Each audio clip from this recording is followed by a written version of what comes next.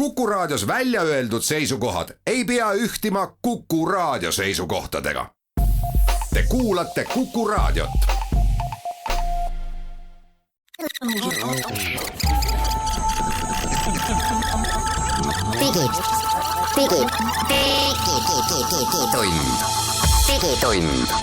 Digitunni tulevikulahendused ja 5G toob sinuni Telia. Tere, head kuulajad, käes on 3. mai aastal 2021. Digitund on teiega nüüd järgmiseks ligitunniks ajaks eetris, et rääkida viimase nädala tehnoloogia uudiseid ja muidu põnevaid teateid tehnoloogia maailmast, mida vahendavad teile siis täna Hans Lõugas ja Henrik Roonemaa. Esialgu ja pärast tuleb meil külalisi. Aga millest me räägime esiteks sellest, et nüüd on siis käes praktika, kuidas on võimalik teha näotuvastust nii, et inimesel on mask ees. Päriselt reaalselt ma seda nädal aega olen teinud, olen väga rahul sellega. Minu nägu tuvastatakse ära.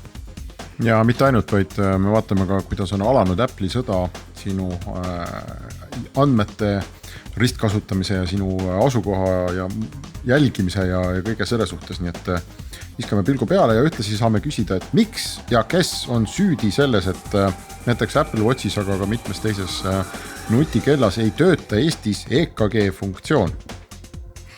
Ja ühest kantavast teadmist meil, mis äkki võiks olla Apple Watchile konkurent, võib-olla mitte, arutame. Ning saate teise poole pühendame e-spordile ja räägime Eesti e-spordimeeskonna Levadia E-Lions tegevjuhiga ning Teliaga ka sellest, kuidas nad üritavad seda valdkonda Eestis populariseerida, kui kõvad tegijad eestlased on ja kuuleme mõningaid täitsa uskumatuid numbreid e-spordi suuruse kohta nii Eestis kui maailmas. Digitund. Lükkame siis saatele hoo sisse ja räägime. No, tead, suu ei paindu ütlema, et räägime iOS 14.5, sest see kõlab maailma kõige igavam pealkiri ja püstitus, aga tegelikult sisu on põnev sellest, et tegu on uue tarkvaraga siis Apple'i telefonidele ja kelladele. Ja mis on selle asja suur väärtus tänapäeva maailmas, kus inimesed käivad olude sunnil ringi veel maskiga avalikes ruumides, siis kõik viimaste aastate telefonid, kus on näotuvastus, mis avab telefoni ainult omaniku näo peale, seal sees on laserskänner, ei ole töötanud ju selle tõttu, et me käime maskiga ringi, aga nüüd uues tarkvaras, mis eelmise nädalal siis jõudis miljonite inimesteni, on selline nutikas väike nagu häkk, et see laserskänner tuvastab, et ta näeb inimese silmi, mis on talle tuttavad, pool siis kujutusest ülemine osa näost ja alumine osa on varjatud maskiga. Ja siis telefon küsib, et nagu nii-öelda nähtamatult küsib, et kas siin läheduses on selle sama inimese käekell Apple Watch ja kui on, siis teeb telefoni lahti. Ja kõlab nagu keeruline, tegelikult käib üli nagu märkamatult, et sa oled telefoni lahti, ta ütleb, et sul on vist mask ees, korraks raputab ja kõik töötab. Ja kui võõras inimene maskiga seda sama asja proovib, siis muidugi ei saa sisse. Nii et selline väike ebameeldiv tüütu asi on nüüd korda tehtud. See muide ei olegi väga väike, sellepärast, et ma olin tegelikult üsna skeptiline, kui ma liikusin iPhone'i peale, kus oli näotuvastus. Et ma enne seda olin ju Androidi kasutaja, kus oli sõrmejälg. Ja eriti ju uuemates telefonides need sõrmejäljelugejad saadi ikkagi väga hästi tööle. Väga kindlalt ja ülikiiresti. Paned sõrme sinna plaadi vastu. Mul oli veel, ma ei mäleta, kas oli telefoni selle tagakaane keskel. Et nii kui ma telefoni kätte võtsin, sõrm läks juba ise sinna kohta ja telefon oli lahti. Ja ma olin väga pikalt nagu arvamusel, et kellele seda näotuvastust ikka vaja on või et mis probleemi see nüüd lahendab. Ja umbes 2 tundi pärast selle näotuvastuse kasutusele võttu ma sain aru, et lahendab, et 21. sajandi esimese maailma inimese nagu probleemide hulka kuulub see, et sõrme telefoni külge panemine on natuke liiga kohmakas, et jube kihvt on see, kui sa vaatad telefoni, võtad telefoni kätte ja ta läheb lahti. Et ta juba on lahti, on ju. Jube hea. Ja siis nüüd maskiga, üks asi on see, et see on nagu tüütu kuskil avalikus kohas, aga me oleme siin ka rääkinud, teine asi on see, et see on ikkagi reaalne, võib-olla selline reaalne turvaoht, et poe sabas on ju, tahad telefoniga maksta, pead selle enne lahti tegema ja keegi vaatab üle su õla, mis 4 või 6 numbrit sa sinna sisse toksid, Ilmselt see on ka selline esimese maailma probleem. aga siiski on ja mul on hea meel kuulda, Hans, et sulle meeldib telefoni, et sa saad nüüd avada ka nii, et sa mask on ees. Esimene päev, kui see tuli ja kasutama hakkasin, siis tundus jälle nagu maagia töötab, et mul on mask ees, aga näeb minu maski, aga eks ta on teistpidi jällegi, vaadake sellisele ärile otsa, see on viis, kuidas oma kella veel põhjendamatult müüa, et sa pead ostma selle kella, sest ainult sellega see toimib, Apple Watchiga toimub see iPhone'i peal ja selles mõttes väga efektiivne. Aga muide selles samas tarkvaras on ka teine ja tõenäoliselt maailma ajaloo seisukohalt olulisem muudatus on nüüd siis see, et Apple ei luba enam äppidel sind üle erinevate saitide siis sinu käitumist jälitada. Ehk see on see Apple'i suur sõda sinu profileerimise vastu, et sulle näidata personaliseeritud reklaame ja huvitaval kombel, eks ole, see on just see, mida mulle tundub, et eriti kõvasti kiunub siin Facebook, aga eks ta suuresti on ju ka Google'i äri, et näidata sulle personaliseeritud reklaame ja kõik see interneti tasuta, see, et miks internetis kõik need vahvad teenused on tasuta, et selle teine pool ongi ju see, et nad näitavad sulle reklaame, nad koostavad sinu kohta sellise klade kuhugi nii-öelda ja mitte küll nimelise, aga lahterdavad sinu huvid ära ja teavad väga hästi, mis reklaame sulle näidata, et nüüd siis Apple osa sellest oma selle tarkvara uuendusega pani kinni ja Facebook on vist päris pahane, ma saan aru, et vähemasti Ameerikas nad on inimestele mingisuguseid kurbi teateid või suurte kurbade silmadega teatanud, et meie üritame siin teile tasuta teenust pakkuda, aga kuri Apple ei luba. Jah, et tuleb ette, iOS tuleb teada, et sa kasutad uudnud iOS-i tarkvara, aga saad aru, et me tahaks jälgida sinu tegemisi muudes äppides, sest nii me saame sulle tasuta äppi ikkagi pakkuda ja see kõik on ikkagi väga vajalik, et maailm edasi toimiks, nii et aga see on tõsi, sest see ongi Facebooki ärimudeli tuumiku osa, et sa kogud selle inimese käitumise kohta seda infot ja tänu sellele suudad edukalt täpselt reklaami suunata reklaami andjatelt ja põhimõtteliselt nad kasutasid Apple'i platvormi ära selleks, et seda teha ja nüüd lõigati see infoallikas läbi ja muidugi see paneb neile suure löögi ja reklaamitööstuses miljardid on ohus käibe osas, et see võib mõjutada väga paljud. Aga vaatame seda teist poolt, kus mina panin selle enda iPhone'ile peale selle uue tarkvara ja nüüd nädalakese jooksul ma olen siis leidnud, ma süstemaatiliselt päris ei ole otsinud, aga 4 programmi, 4 äppi, mis siis on tahtnud minu asukohta üle erinevate, või mitte asukohta, vaid minu infot üle erinevate saitide siis jälitada. Ja 2 nendest ei ole väga huvitavad ja tõenäoliselt ei ütle kuulajale midagi, aga 2 nendest ütlevad küll, üks on Bolt ja teine on Bolt Food. Ja et vähemasti tundub, et Boltis oli see vägagi kasutusel. Vägagi huvitav on see, et paljud inimesed on märganud, et kes on tellinud toitu Tallinnas Volt äpiga, see on siis konkureeriv äpp, on saanud toidu kätte, on natuke aega pärast seda saanud siis väikse teavituse Bolt Food äpilt, tule meie juurde ka ja see ei ole kokkusattumus, julgen ma öelda väga kindlalt, et see on see sama setting, millest sa räägid. Kas sul on, Hans, muide veel, kui sa omal seda alajaotust telefonist juhuslikult vaatad, kus ta on settings, privacy, tracking. Kas sa oskad sealt midagi veel välja tuua? Tead ei oska, sest mul on see välja lülitatud, et ma ei ole lubanud neilt isegi küsida seda. Okay. Sul on need kõrvad kinni ja sa karjud lallalla hästi kõvasti, et sa isegi sa ei kuule, kui äpp tahab sind jälitada. Käin mööda kõva häälega. Nii et ma olen nagu veel pimedamas olukorras, aga jah.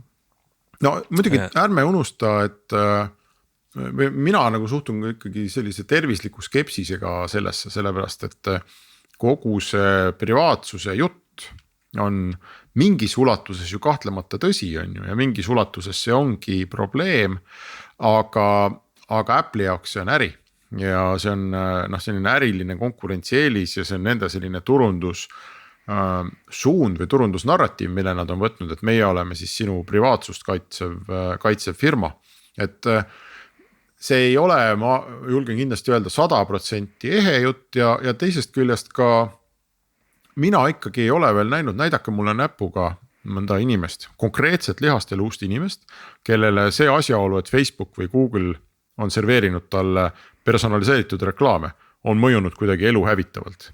Et see, ma arvan, et sellist inimesi on väga vähe ja mulle tundub, et see turundusega on see koll suuremaks räägitud, kui ta tegelikult oli, aga ma ilmselt olen vähemuses sellises seisukohaga.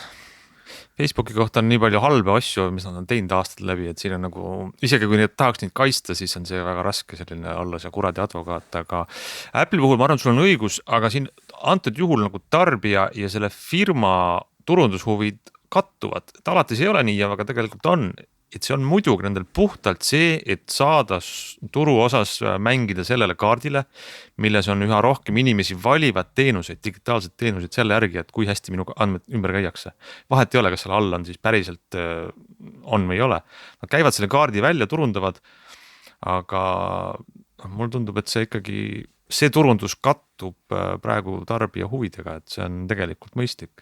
Ja tegelikult on iga sait alates Eesti uudisteportaalist, kuni suure tehnoloogiafirmani Ameerikas teeb ju seda, et kogub inimese kohta, mis ta teeb ja selle põhjalt pakub talle midagi. See on algoritmiline soovitus, see on nagu ütleme elementaarne tänapäeval. Küsimus on ju selles, et kas ma tohin koguda sinu kohta infot teistest äppidest. Facebook tahab, et teada, mida sa kõikides oma äppides teed või mitmes äppis on ju. Et see, mida sa Facebookis teed ja loed ja likeid ja pakub suud, see jääb niikuinii. Seda me ei saa muuta. Küsimus on see, et kas ühel peaks olema vaikimisi õigus käia ja teada, mida sa teed ka teiste nii-öelda lettide juures. Ja ei, sellega ma olen nõus jah, aga teistpidi väga raske on ette kujutada maailma, kus me hakkaksime Facebooki ja YouTube'i ja Google Maps'i eest maksma igakuist kasutustasu, nii et Apple võtab sellest veel 30% endale ka. Jah, saab näha, mida see täpsemalt toob äriliselt ja kas Apple võidab sellest ka rahaliselt, et kas nad võidavad sellest rahaliselt või nad lihtsalt küünarnukkidega teevad praegu konkurentidele nagu mängumaad raskemaks, mis on ka väga loogiline. Selle reklaamitehnoloogias on muid selliseid liikumisi veel toimumas, aga ma arvan, et me räägime järgmises üleäärmises saates nendest lähemalt, aga lähme siit pausile ja siis jätkame.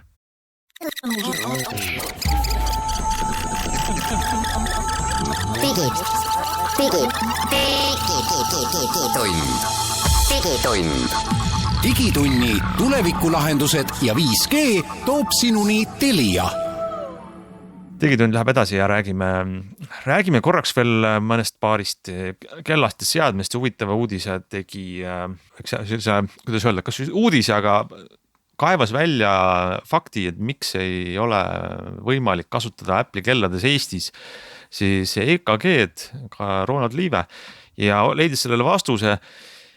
Põhjus on, paljud kellaomanikud Eestis on kahtlustanud, et süüd on selles, et Eesti Terviseamet ei ole seda sertifitseerinud või lubanud, sellepärast et siit 80 kilomeetrit põhja poole Soomes näiteks ostad poest selle EKG kella ja see töötab, et Soomes just on see lubatud. Et järelikult on põhjus midagi mingis Eesti poolses piirangus, aga nüüd eelmine nädal väitis Terviseameti esindaja mustvalgel, et Euroopas, kui on saanud üle-euroopalised CE märgis, et on Euroopas sertifitseeritud seade, siis peaks ka see toimima ja kas Eestis tohib siis kellaga EKG-d mõõta, seda otsustab ise ainult selle tootja, kelleks antud juhul on Apple, kui me räägime Apple'i kellast. Et me ei saagi seekord otsida piirangute põhjust kuskilt kodukamaralt, vaid lihtsalt ei ole suur tootja seda teinud võimalikuks. Jah, see on huvitav küsimus, sellepärast, et ma ostsin, palju see nüüd oli, paar nädalat tagasi, Fitbiti väga sarnase kella, nagu on Apple Watch, Fitbit Sense. Ja kirjutasin sellest teenusele ka pikema sellise testi ja ülevaate, kus mu järeldus oli, et minu arvates just seda kella ei tasu osta, sest Fitbitil on umbes täpselt samasugune kell, mis on üle 100 euro odavam. Ja kus ei ole mõningaid asju sees, kaasa arvatud siis seda EKG sensorit. Ja see EKG Eestis ei toimi. Ja kui ma vaatan Fitbitil ka ei toimi, jah? Ja kui ma vaatan Fitbiti lehekülge, siis see riikide valik, kus ta toimib, on väga imelik. Ma ei näe seal mingit loogikat. Loomulikult ta toimib USAs, aga Euroopa Liidus tervikuna mitte. Ma leian siit riigid nagu Austria ja Belgia, Tšehhi, siis on siin Guam ja Ameerika Samoa, siis on India, Iirimaa, Itaalia, Luksemburg, Holland, Uus-Meremaa, Poola, Portugal, Puerto Rico, Rumeenia, Lõuna-Afrika, Hispaania, Rootsi. Ühesõnaga, minu selline, lihtsalt peale vaadates minu silm siin nagu mingit sellist süsteemi või loogikat nagu küll ei taba, et oleks, et kõik Põhjamaad, oleks, et kõik mingid vanad Lääne-Euroopa maad, oleks, et kõik Ida-Euroopa maad, ma ei tea, kõik Aasia riigid, no ei ole, see on lihtsalt mingi nimekiri ja täiesti võimatu on öelda, miks see just nii on. Aga huvitav on see, et kuna ma olen siin Hispaanias, siis kui Fitbit on seotud mu kellaga, ehk et kui mu kell ei ole, kui mu telefon ei ole Wi-Fi's, vaid on 4G's, siis ma olen nii-öelda Eestis selle kella arvates. Sest 4G on Telia, mu ühendus käib läbi Telia. Sest see käib roaming läbi Eesti, jah. Ja siis mu kella peal seda EKG äppi näha ei ole. Nüüd kui ma tulen koju ja mu telefon läheb Wi-Fi'sse ja ma süngin oma kella telefoniga ära, siis kell arvab, et ma olen Hispaanias, kus EKG on lubatud. Ja siis läheb natuke aega ja siis mu kella peale ilmub EKG äpp välja. Et noh, need on sellised naljakad keerdkäigud ja piirangud. Nii et ma ei tea, kui sa ka oma Apple Watchiga või tõmbad telefoni pealt kuskilt mingi VPN-i käima ja ütled, et ma olen nüüd Hispaanias, et mis siis juhtuks. Aga muide üldse teine asi on see, et ma olen seda nüüd siin mõned korrad kasutanud. See on parajalt tüütu, sa pead ikkagi selle kella pealt, vähemasti Fitbitil on, et sa pead selle eraldi käivitama spetsiaalselt. Ja siis sa paned oma käe kuidagi sinna või sõrmed, eks ole, kella nagu vastu, siis ta natuke aega mõtleb ja ütleb siis pärast, mis ta arvab. Ma peaaegu garanteerin, et kui sa seda 2-3 korda niimoodi huvi pärast teed, siis ilma väga mõjuva põhjuseta sa seda rohkem mitte kunagi ei tee. Sa tahad kontrollida, kas see toimib selles riigis, kus sa parasjagu oled ja kui sa ära kontrollinud, siis vaatad, et jah. Aga kui sa selles mõttes tunned ennast hästi, eks ole, et ma ei kujuta ette, miks või kuidas või et sa peaksid näiteks otsustama, et ma igal õhtul, ma ei tea, 20:15 teen seda või et mis see selline tavaline kasutusjuht sellisel asjal üldse peaks olema? No, mul on tunne, et ma tean inimesi, kes on väga eakas vanusegrupis ja on tegelikult huvi tundnud selle vastu. Ja ma tegelikult ei ole see ekspert, ma ei tea, et kuidas seal nagu oleks normaalne kasutada, kas see on kasulik, kui ma teen iga õhtu endale selle EKG või mitte, isegi kui ma tunnen muret oma südame tervise pärast või ei. Aga fakt on see, et tegelikult seda ei olegi mõtet spekuleerida, sest Eestis teha ei saa, et see on nii absurdne, nagu see ei ole, et see nimekiri, mida sa lugesid selle Fitbiti kohta, täpselt võtsin siin kõrvale see sama Apple Watchi nimekirja, kus töötab EKG nende kelladel ja see on nagu natuke sarnane ja mingi, sinu nimetatud Guam on siin ka ja teised riigid ja puuduvad sellised. USA-ga väga nabanööri pidi seotud. Just, aga näiteks vana hea selline liigitus nagu Ida-Euroopa, siin on nagu Tšehhist ja Slovakist alates ja Poola on ka, kust hakkab pihta. Ikka samad riigid, järelikult võib-olla nad on ikkagi midagi teinud. Äkki nende terviseamet on kuhugi, kellegi visiitkaart on Apple'i inimeste taskus või ma ei tea. Või on nad kuidagi Euroopa kaart joonistatud suurte kohmakate ringidega või igatahes ootame seda, et ma oletan kunagi Aktuaalne Kaamera teatas ühe esiuudisena seda, et iTunes laienes Eestisse. Et see oli kõva rahvuslik püha nagu, et mingites kaartides me oleme ikka veel kadunud või kuskil kaardi pealt ära, nii et ja naljakas on see, et see on sama nii Fitbiti kui Apple puhul. Ja tegelikult kui me vaatame siin Terviseameti vastus, mis ütleb, et me ei tea midagi, et meie ei ole ära keelanud, aga Apple ise pole huvi tundnud, et ma saan aru sellest, aga väikse Eesti kodanikuna ma ikkagi võib-olla nagu sooviks, et ka minu riigiametnikud ei oleks sellise agressiivse ootamise nagu liinil, et kuskilt Terviseametis on inimesed, kes istuvad ja ootavad seda päeva, kui Apple'ist tuleb kellelgi mõte, et me ju Eestis ei tööta see, et ma arvan, et seda päeva me tõenäoliselt jäämegi ootama, et äkki tasuks ikkagi siin võib-olla mõnel kuulajale mõni informeeritud vihje, miks see nimekiri selline just on, et saatke meile. Jah, miks on Poolas ja Slovakkias ja miks ei ole Eestis näiteks. Aga me lähme siit pausile ja siis tuleme tagasi, et rääkida e-spordist, kus Eestis on asjad paremini kui EKG-ga.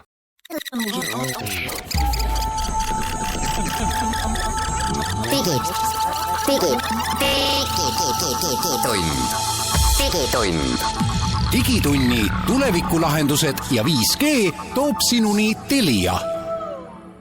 Digitund jätkub ja me räägime tänase saate teises pooles e-spordist ja me räägime seda Karl Antoniga Teliast ja teine külaline on Hannes Talde, kes on Levadia E-Lions meeskonna tegevjuht.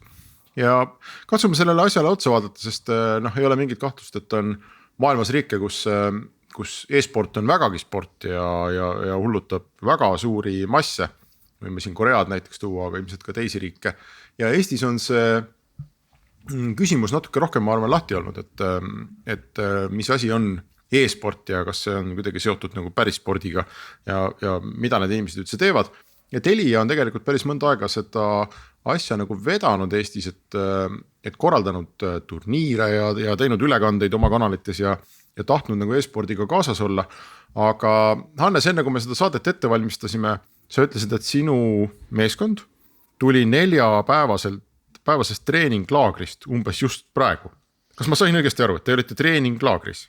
Ja täpselt nii see oli ja pikk treenide päev on meie jaoks nüüd läbi saanud, ainuke puhkepäev viimase 3 nädala jooksul tuleb meil homme. Ja teisipäevast alustame uut hooaega, selle jaoks oli ka nüüd ideaalne aeg treeninglaagriga vaeva näha.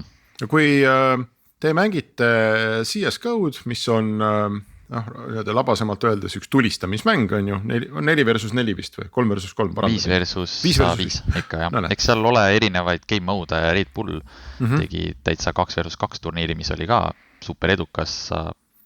Okay, sul on 5 liikmega tiim on ju, ja kui me vaatame pärast AK spordi uudiseid, kuidas Eesti sportlased käivad treeninglaagritest, me näeme pilte alpimajadest ja jõusaalidest ja massööridest ja kiropraktikutest. Milline oli 4 päeva pikkune tulistamismängu treeninglaager? Räägi natuke. Jah, ega treeninglaager kui selline võib-olla ei erinegi väga palju tavalise spordi treeninglaagrist. Tullakse kokku ja sa teed päev otsa seda, mida sa muidu teeksid tavalises spordis. Meie puhul siis ei ole see nii lihtne, et me ainult mängime seal, me räägime väga palju just sellest mentaalsest poolest, mängu mentaalsest poolest ja kuidas see mõtlemine ja detailide paika panemine käib, et CSGO on üks selline spordiala, mis vajab väga palju, väga täpset ja väga kiiret kommunikatsiooni. Seal ei ole sul sekunditega 2 aega, aga pigem on ikkagi poole sekundi otsused, mis peavad tulema õigesti. Mis sellise treeninglaagri nagu tulemus on? Mis 4 päevaga siis juhtus teie meeskonnaga? Kas me saime tugevamaks või kiiremaks, kui see on selline küsimus, siis CSGO-s on nagu väga keeruline seda protsessi kui sellist nii lühikese perioodi peale hinnata. Sellepärast, et seal on neid variatsioone, kuidas mäng saab minna ja mida nagu teha võib, on keeruline. Kuigi, ma ütlen, kõige suurem kasu sellest treeninglaagrist on see, et meeskonnal tekib see team spirit väga kiiresti ja väga palju, et sa ehitad team buildingut maksimaalsel tasemel ja maksimaalse kiirsusega. Okei, CSGO on, nagu ma ütlesin, tulistamismäng ja sellise virtuaalsele kaardile lastakse siis need tiimid kokku. Üks alustab ühest nurgast, kaardinurgast, teine teisest nurgast ja eesmärk on siis vaenlase lipp ära võtta, hiilida sinna siis kuidagi ligi või lennata peale kuidagi jõuga. Et see on tohutult kiire, on ju, mis on Hannes ühe sellise matši pikkus, me loeme seda vist minutites. Jah, see täiesti sõltub, matš võib olla mehe kiiremad mängud on siuke 20-25 minutit ja pikemad mängud, mida nüüd treeninglaagris oli, on ikkagi 1,5 tundi ja siuksed päris kurnavad, et kui enamasti mängitakse best of 3 seerias, mis tähendab, et see on 3 kaarti järjest, siis kõige pikemad mängud võivad siin 4 ja 5 tundi olla, et praegu on väga hea näide sellest, kuidas Eesti esinumber Robin Robskool sisuliselt 12 tundi järjest mängis siin üks päev CSGO-d peale seda, kui Jõgevas põles alajaam äkki maha ja ta pidi eelnevalt kolima oma kodust teise kohta, et üldse mängida saaks. Karl, te olete mõnda aega nüüd neid turniire teinud ja e-spordiga ülekandeid. Kas Telia poolt vaadates on näha, et Eestis on inimesed, kes peavad seda nagu spordialaks, kes ma ei tea, tahavad kaasa elada ja olla pealtvaatajad sellel? Jah, me oleme siiamaani siis tegelikult teinud 2 sellist suuremat CSGO ehk siis Counter-Strike'i turniiri ja selle tulemusena me oleme kandnud seda üles ka siis enda telekanalis Inspira ja sealt meil on vaatajate numbrite järgi näha, et see vaatamine on täitsa samal tasemel tennisega, on täitsa samal tasemel korvpalliga. Ja ainukene asi, mis võib-olla e-spordi vaatamise puhul on nagu teistmoodi kui korvpalli ja tennisega, on siis see, et et kui tennises ja korvpallis, mida finaalile lähemale, seda rohkem vaatajaid tuleb, siis e-spordis kipub ta täna kuidagi natuke vastupidi olema. Ja ma arvan, et see põhjus on vist sellest, et kui sul need enda tiimid ja need asjad siis ära kaovad, et siis seda lõppu võib-olla enam ei ole nii huvitav vaadata, aga jah, selles suhtes ta numbrite vaadates on nagu täitsa arvestatav. Aga see on ju uskumatu, kui sa ütled, et see on tennise ja korvpalliga võrreldav, et kes need inimesed on, mis on nagu keskmine vanus ja kust nad tulevad? Ja see vanus on, Eestis on niimoodi, et ma käisin umbes aasta tagasi Soome Assembly üritusel, mis on siuke hästi suur mängude ja tehnoloogia üritus ja kui seal ringi jalutada, siis see keskmine külaline on selline, meie vanune, 30, 40, 50 aastat vana mees. Ja kui sa lähed sarnasele üritusele. Vana mees. Jah. Meil on selline vana mees saade. Vana mees. Ja kui sa lähed Eestis samasugusele üritusele, siis siin see keskmine külastaja on 10–15 aastane siuke noor mees. Ja see on, ma arvan, nagu see põhisihtgrupp siin Eestis. Ja mulle tundub, et see, miks see Soomes on nii-öelda nagu vanem, on see, et seal on tegelikult ka see mängude industry juba täiesti olemas. Seal on Rovio, seal on see asi juba kaua kestnud. Ja Eestis seda ei ole, et Eestis jah võib öelda, et on selline nii-öelda nagu noorte meelelahutus täna veel. Hannes, kas sportlased sinu tiimis, mis nende vanus on? Et selleks, et olla see tipp selles alas, sa pead olema ikkagi üsna noor, eks? Jah, tõepoolest enam-vähem 25-26 see piir on, kus see pulti või hiirt või mis iganes asja varna viskama hakatakse, sõltuvalt siis mängust. Ma natuke puudutaks seda Karli mainitud teemat.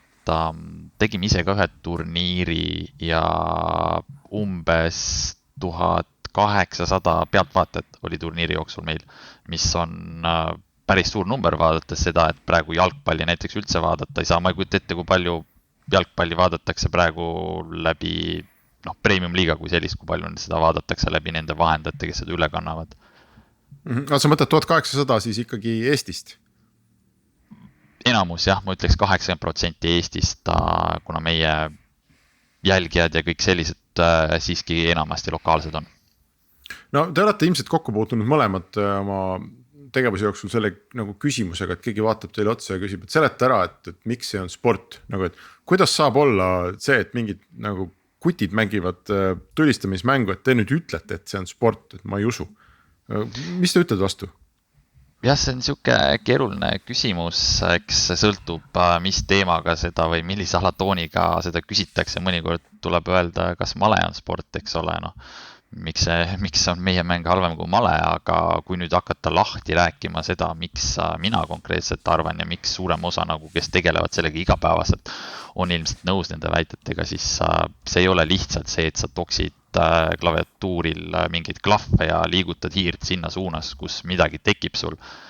Et siin on palju rohkemat mängus, eriti kõrgel tasemel just selles decision making stage'is.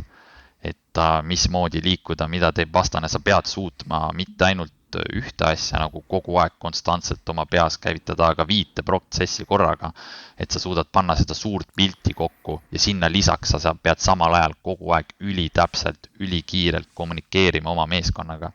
Ja reageerimisaeg on, ma olen mõningaid matše vaadanud, mulle tundub, et see on, ma ei tea, millisekundites või. Et sa passid kusagil ja mina näen ekraanilt, ma saan hiljem aru, et seal vist välgatas kellegi vaenlase vari, aga see proff on ta tegelikult juba nagu kätte saanud selleks. See tundub uskumatu mulle. Ja siin kindlasti tahaks näidata pildis edasi kõikidele kuulajatele seda, kui kiire on meie püssimees Robin võrreldes tavalise inimesega, kui hea võib tegelikult ühe inimese reaktsioon olla ja kui hästi ta seda treeninud on. Ja Karl, kuidas teil sinu ringkondades või ettevõtte sees on, et kas on arusaam, et e-sport on sport või kui kiiresti see, kuidas see tekkis? Kui aus olla, siis päris keeruline on ja päris kaua aega on pidanud seletama, et see on siuke asi, mis meie võrgus eksisteerib ja et seal on hästi palju mängijaid ja seda inimesed päriselt ka mitte ainult ei mängi, vaid vaatavad. Et mulle endale samamoodi, et kui küsite, kes viitsib vaadata seda, kui keegi telekamängu mängib, siis samamoodi küsida, et kes viitsib vaadata seda, kui keegi autoga sõidab. Aga näed, inimesed on nõus reisima üle maailma teisesse kohtadest, et seda näha. et selles suhtes on keeruline, aga ma usun, et see nii-öelda nagu läbimurre tekkis sellest hetkest, kui kõik need inimesed, kellega me seal suures Telias üritasime seda nii-öelda nagu e-spordi tulevikku lahti mõtestada, hakkasid märkama seda, et mida nende enda lapsed kodus teevad. Ja siis sai see asi nii-öelda nagu selgemaks ja siis pandi see pilt nagu kokku, et ahah, jah, tegelikult okei, see ei olegi minu jaoks ja mind see ei huvita, aga minu lapsed kodus seda neid mänge palju mängivad ja seal omavahel kogu aeg võistlevad. Okei, me teeme siia kohta pausi ja siis oleme tagasi.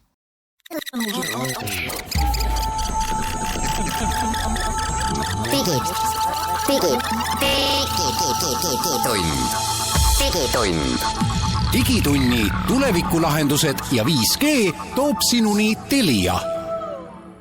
Digitund läheb edasi ja me räägime e-spordist ja jube põnev teema on, tuleb öelda. Ja mul on selline krutski küsimus, et võib-olla Karli jutu järguks me enne rääkisime, et kuidas e-sport on ennast tõestanud või miks ta peab ennast veel tõestama.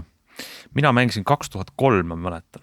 Ma ei tea, see on peaaegu 2 dekaadi tagasi, Counter-Strike'i, mis on see CSGO eelkäija. Ja seal olid ka klannid ja võistkonnad ja tiimid on ja mõnes mõttes praegu on see asi professionaalsemaks läinud, aga miks ta nüüd on ikkagi e-sport, mis on massides? Kas põhjus on selles, et ülekanded ja striimimine ja vaatamine on nii palju lihtsama läinud? Või miks me nüüd usume, et see on nagu selline suur asi? No ärilisest vaates kindlasti on ta täna teises koha peal kui 10-20 aastat tagasi, siis ise samamoodi Counter-Strike ja Quake ja Unreal Tournament ja selliseid mängu klaanides seal mängisime, aga siis ei olnud, seal ei liikunud siis ütleme nii-öelda nagu raha. Ja tegelikult see on täna see, mis on seda olukorda muutnud, et tehnoloogia ettevõtted on viimase kümnendiga kasvanud maailma kõige suuremateks ettevõteteks, neil on väga palju vahendeid ja tänu sellele nad suudavad korraldada väga korraliku produktsiooni, väga korralikud üritused, on olemas spetsiaalsed lainid ja tooted, mis on mängimiseks mõeldud ja nii edasi, et see on see, mis on viimase 10 aasta jooksul kindlasti muutunud. Hannes, meil on väga hea, et sa Hannes oled siin, räägi see lahti, mida tähendab ühe e-spordi tiimi ülevalpidamine, kas sul ongi nagu professionaalid, kes on palgatud 24/7 ainult sellega tegelevad või mis rahad seal liiguvad? Ja ühe professionaalse meeskonna ülevalpidamine on tegelikult väga suur kulu ja maailmas ei ole nii palju võib-olla e-spordi meeskondasid veel kui tavalise spordi meeskondasid, kus on palgalised sportlased, aga võib öelda seda, et me räägime siin tippsportlase puhul 30-40 kordsest Eesti keskmisest palgast, kuupalgast siis, et need numbrid ei ole enam mitte väiksed. Ja sa räägid siis mingi 40-50 000 eurot või rohkem, 60 000 eurot kuus palka. Täpselt nii. Need on viimaste aastatega nüüd 4-5 aastat on need numbrid nagu väga suure justkui inflatsiooni läbi teinud. Kas sellist palka makstakse Eestis ka kellelegi või kas Eestis on keegi, kes on? Tead, ma ei ole kindel, kas ma pigem ei puutu seda teemat ja kui te tahate teada, palju Eesti erinevad CSGO playerid saavad palka, siis tuleb otse küsida. Ma muidugi võin öelda seda, et Eestis me neid playereid nagu Eesti organisatsioonides ei näe. Eestis on käpu täis selliseid playereid ja kõik nad mängivad välismaal. Aga teie oma tiim, kellega sa nüüd siin 4 päeva treeninglaagrit tegid, kas see ongi ikkagi täis tööajaga sportlased sul? Ei ole, meie tiimis on pigem ikkagi täis tööajaga kooliõpilased, kes käib ülikoolis, kes käib veel gümnaasiumi viimases klassis ja paraku peame ütlema, et antud hetkel me ei ole veel seal kohas organisatsiooniga. Levadia on suhteliselt värske e-spordi organisatsioon. Me ei ole veel valmis finantsiliselt kellegile stipendiumeid kui selliseid maksma. Räägime korraks mängudest ka, et see tulistamine hästi lihtne jälgida, arusaadav, aga mis veel peale läheb, mis e-spordi maailmas need žanrid veel popid on? Ma tean, Dota on tohutult populaarne maailmas, on ju, mis on selline ka League of Legends ja Dota ja seal on palju erinevaid mänge ja tegelikult see võib-olla on ka natukene selle e-spordi maailma tänane probleem, et ta on hästi nagu fragmenteeritud, et sul on hästi palju väikseid juppe ja näiteks siin meil 10. mail algab Telias järgmine e-spordi turnament ja on selline mäng nagu Rocket League, mis siis on siis põhimõtteliselt mängid jalgpalli autodega. Et seal jah, tegelikult neid variatsioone on hästi-hästi palju ja jah, aga CSGO vist on küll hetkel siuke nagu turnamentide suunal üks suuremaid ja põhilisemaid. Aga ütleme, et kui mänge on palju erinevaid ja sa võid olla mõnes mängus ülihea, maailma parim, kas sinust teeb e-sportlas ikkagi see, et sul on mingi professionaalne võistkond või sponsor, kes sulle raha maksab, mitte et sa lihtsalt oled selles mängus maailma parim? Mis teeb ühest heast mängist e-sportlas? Seal see on pikalt nagu vaieldud teema, millal sa võid öelda, et sa oled nagu profisportlane e-spordis, eks ole, ja enamasti me tõmbame selle kriipsu sealt poolt, kui sa saad palka, siis sa oled prof. Kui sa ei saa palka, mängid organisatsioonis seal tasemel, siis sa oled semiprof ja kui sa niisama nädalavahetusel või sõpradega mängid, siis sa oled harrastaja. Ja Karl, te teete 10. maist selle sama Rocket League'i turniiri, nagu sa mainisid, et neid on ju nii-öelda matše kantakse ka üle, sa saad neid vaadata. Ma ei ole kunagi vaadanud, aga ütle huvi pärast, kas need on nii-öelda kommentaariga, siis eurospordi stiilis, milline värav või peab ise aru saama, mis toimus? Ja on täiesti kommentaariga ja seal on veel eraldi sellised game mode'id, kus on siis nii-öelda nagu natukene pealtvaataja jaoks asi mugavamaks tehtud, et näiteks CSGO's, mida tehakse, on sealt tegelikult pealtvaatajal näidatakse ära, kus kõik vastased asuvad ja seal tõmmatakse sellised jooned ümber, et mängijad ise neid tegelikult ei näe. Aga jah, ja räägitakse peale ja kanname üle nii enda Inspira telekanalis kui Delfi TV's kui Twitch'is, et kust iganes jah, neid ligi saab. Väga võimas, mis siin siis, Hannes, kuidas sa võrdleksid nagu Eesti selliste professionaalse e-spordi seisu täna mingite muude riikidega, et mis riik maailmas kõige kõvem on ja kus umbes Eesti on? Millalgi me teadsime, et Eesti suusatajad on ka nagu maailma tippus, et kas Eesti e-sportlased on ka või ei ole? Eesti suusatajaid ja Eesti e-sportlasi kindlasti me ühte patta ei pane, kui me natuke selle ajalooga tutvume, siis Robinile tehti sellist samasugust witch hunti kui sellist, et arvati, et ta kasutab mingid programme. Mees lendas kohale Londonisse Faceit stuudio peakontorisse ja väga noorena seal võib öelda maailma meistrid kui selliseid seal põlvitama pani, nii et... see on dopingu kahtlus oli, jah? Jah, põhimõtteliselt oli dopingu kahtlus ja tõestas seda, et eestlased ikkagi sellel alal on kõik ausad. Aga ma mõtlen nüüd see nagu tiimide taset niimoodi, et kellega sa meid praegu võrdleks või kus me maailmas asume? Eesti maailmas ei ole väga kõrgel kohal. Meie kõrgem ranking on olnud 109 maailma edetabelis, mis pole nagu halb, aga ei ole midagi imetlusväärset ka, et kui sealt 50 kohast praegu CSGO siinis konkreetselt läbi murda, siis võib öelda, et sul on maailmas konkureeriv tiim. Okay. Kuigi neid meeskondasid, ma ei tea, 10, 100 000, väga palju. Aga mis riigis on, kui ma peaks ütlema sulle, et nimeta mulle mingi 2-3 riiki, kus kõige kõvemad tegijad on, mis riigid need võiks olla? Kui me räägime konkreetselt oskuste poolest kõige kõvemalt, siis on kindlasti mitte väga kaugele vaja vaadata Rootsi ja Taani. Need on need, kes on olnud läbi aegade just CSGO's väga domineerivad nimed ja kui me läheme tegelikult kaugele geograafias ja vaatame üle lombi, siis sealt on alati siukest konkurentsi tulnud vähe, kuigi nende populatsioon on väga tugev. Sa mõtled ameeriklasi? Jah, täpselt ameeriklasi. Aga Aasia, ma ei tea, Korea, Jaapan, Hiina? Tead, Aasiaga on huvitav selline lugu, et nad on ilgelt head mehaanilised, nad on nagu masinad, konkreetselt ongi masinad, nad harjutavad palju ja ma ei kujuta ette, mida nad söövad ja joovad, aga kui asi läheb kommunikatsiooniks ja tiimitööks, siis nende üksused ei pea ja ei kesta. Nii et kuidagi ikkagi saame siis vastu, aga meil on aeg vist saateaeg läbi, nii et me peame täna tõmbama digitunnile joone alla. 10. maist, Karl, räägi ära, kus me saame neid asju vaadata? 10. mai ja pühapäeviti hakkab seda turnamenti nägema Inspira telekanalis ja Delfi TV's ja Twitch'is. Et vaatasin ka korra enne, et kas on mõtet öelda, et tulge ja osalege. Aga seal jah, 250 nii-öelda meeskonda oli maksimum, mis me selleks turnamendiks avasime ja praegu oli juba 300, et järgmine kord üritame natuke suuremalt ette võtta. 250 meeskonda ja igas meeskonnas on seal 3, nii et põhimõtteliselt me räägime 900 inimest on. Seekord oli 2 versus 2, okei. Aga ikkagi suur arv. Ühesõnaga 10. maist võib siis sättida ennast ja CSGO tegemisi, Hannese meeskonna tegemisi, neid kantakse ka veebist üle, kui sa aru saad, mis toimub, see on tegelikult päris huvitav sport tõesti jälgida. Me just enda stuudio avasime, meie ülekanded on läinud siukseks võib-olla võib-olla isegi professionaalsele tasemele, tulge kindlasti jälgige ja elage meile kaasa, ikkagi üritame saada maailmameistriks. Väga hea ja loodame, et siis kantakse, kui meil olümpiavõitjad olid, siis kanti neid õlgadel Raekoja platsi, rahvas võttis jubeldades vastu ja pärast kingiti neile majad. Erika Salumäe ja Tiit Sokk.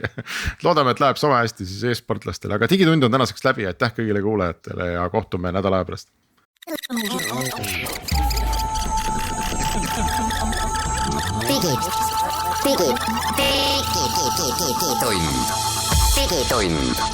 Digitunni tulevikulahendused ja 5G toob sinuni Telia.